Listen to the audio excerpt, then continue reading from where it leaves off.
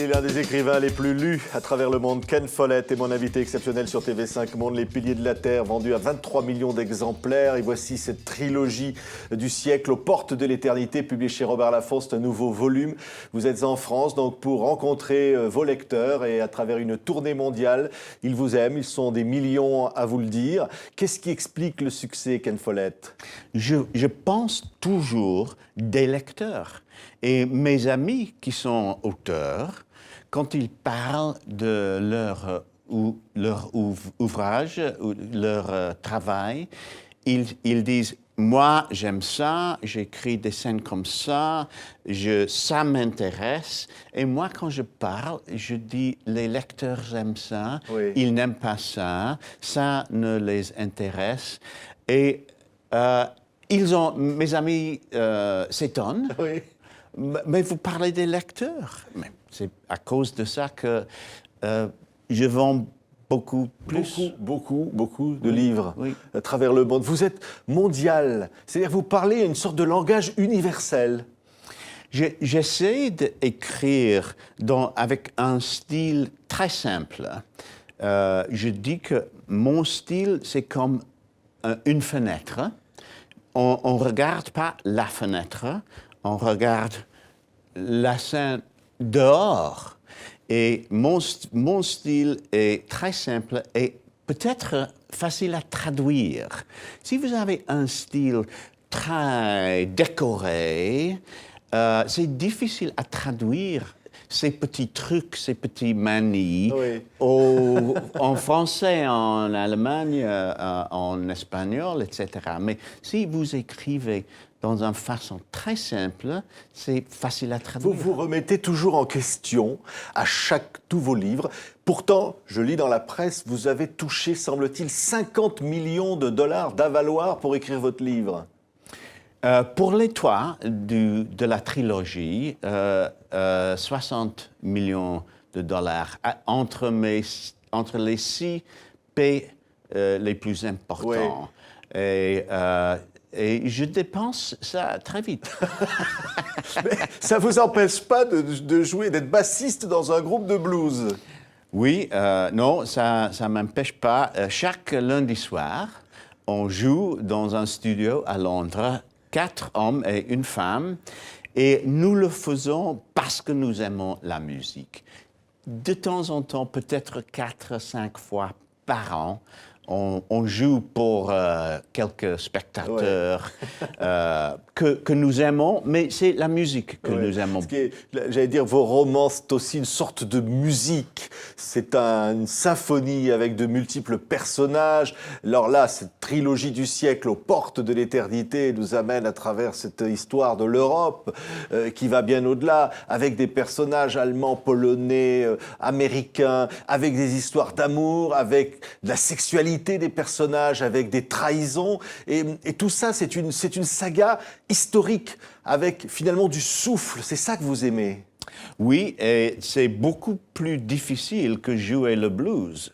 Je vous assure, c'est très compliqué. Il faut maîtriser l'histoire avec grande H, tous les événements d'un siècle, les événements les plus importants, les guerres, les révolutions.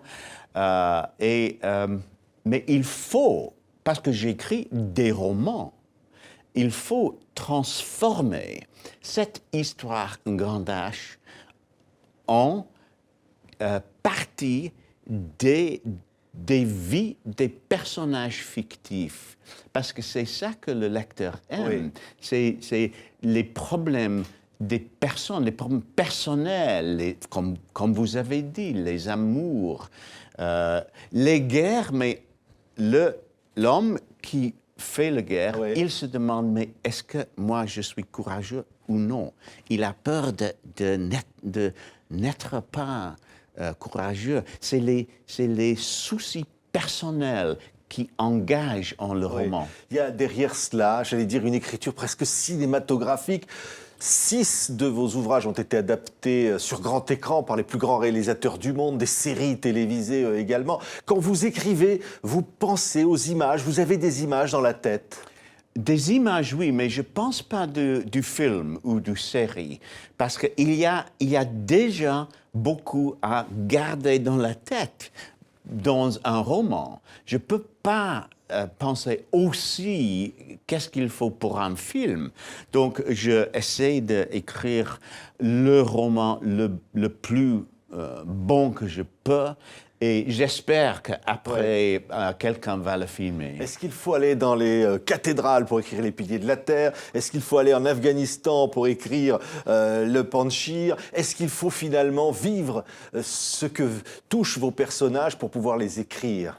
Je préfère visiter les pays dont j'écris, oui. J'ai visité Cuba, par exemple, dont, aux portes de l'éternité, la crise des missiles de Cuba est un très important chapitre. Et j'ai voulu expliquer comment c'était pour les Cubains, pas seulement pour les Américains, pas seulement pour les Russes, mais aussi pour les gens de Cuba.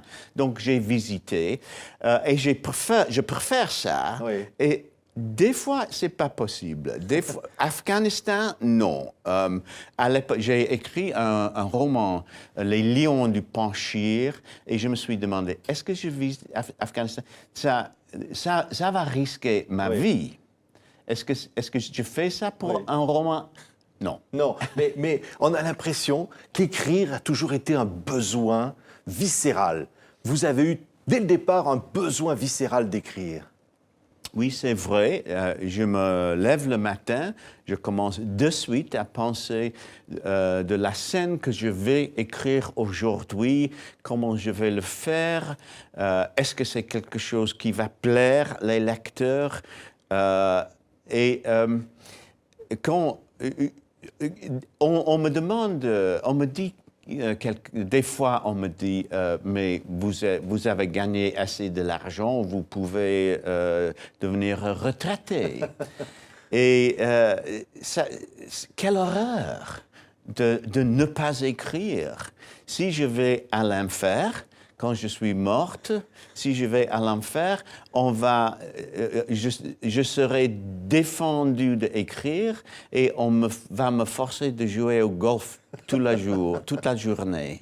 Merci beaucoup, Ken Follett. On est aux portes de l'éternité avec ce 3e volume de cette trilogie du siècle publié chez Robert Laffont. C'est un grand événement littéraire mondial. On était ravis vraiment et fiers de vous recevoir sur le plateau de TV5 Monde. Merci.